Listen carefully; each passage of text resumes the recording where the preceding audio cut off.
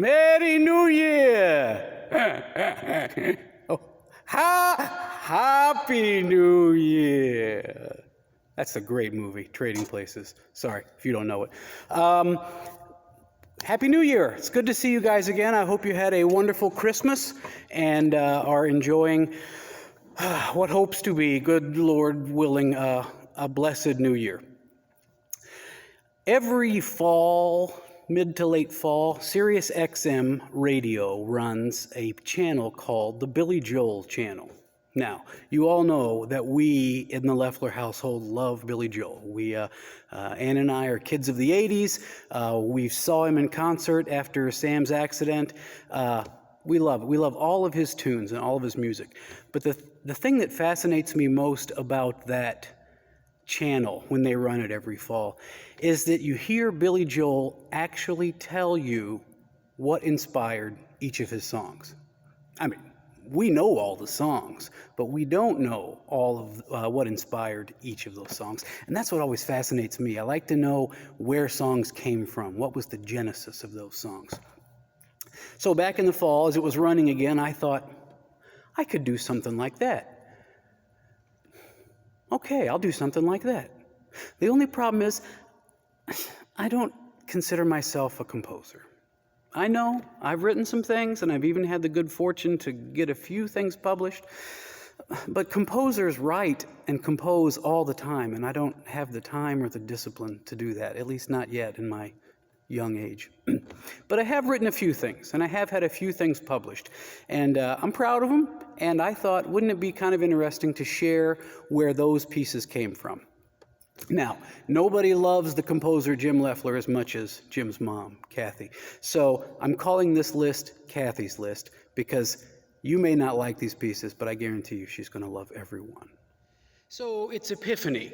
Epiphany means eureka, aha, light, enlightenment. We talk about Epiphany as that time when the wise men came from the east, led by the star, and they found the baby Jesus. Whether it was 13 days later or 4 years later, it's really not the point of the story. The point of the story is that the light of God, which up until now really was only for the children of Israel, had now been revealed to Gentiles, people from the east and from the west, stargazers, people who were not from the house and lineage of David. That's us. That includes us. So one of the big themes of Epiphany is light.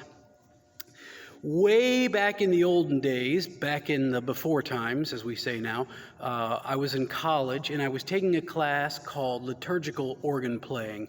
LOP is what us cool kids called it, liturgical organ playing. Basically, it was just an improvisation class. It was a class designed to teach you how to be a more interesting and engaging organist in worship. So a lot of times we would be assigned a hymn, and our job was to go off and do things to it, make it more interesting. How would we introduce it? How would we reharmonize it as if it were a typical Sunday morning hymn? And we did this all year. It was the greatest class ever. No homework except doing homework every night that you love to do. That's what I'm trying to say.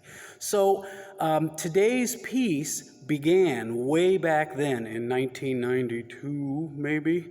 I was assigned the piece, How Brightly Shines the Morning Star, Wie Scho Leuchtet, which is a very German hymn, a very German Lutheran hymn, text and tune written by the same guy, which is unusual, Philipp Nicolai.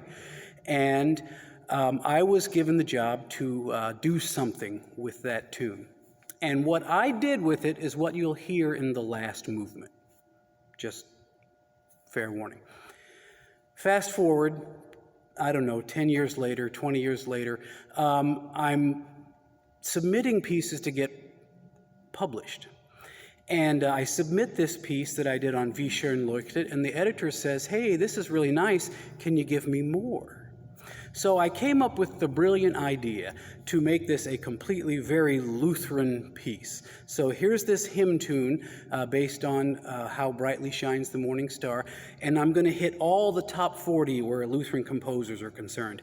I would maybe do a version by Praetorius, on the hymn. Of course, you got to do Bach. You'll hear Bach in the second movement. The third movement is Mendelssohn, who was for a time Lutheran, then Jewish, then Lutheran, and we kind of went back and forth.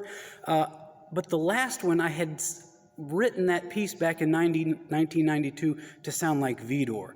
Well, Widor was very Catholic. And so I thought, well, I guess it could be like Paul Mons. Paul Mons is the English, or the American Widor, the Lutheran Widor, if you will. So what you'll hear today is a treatment of the hymn Wie Scho Leuchtet, 4 different versions, one by each Lutheran composer of note: Praetorius, J.S. Bach, Felix Mendelssohn, and Paul Mons / Charles Marie Widor.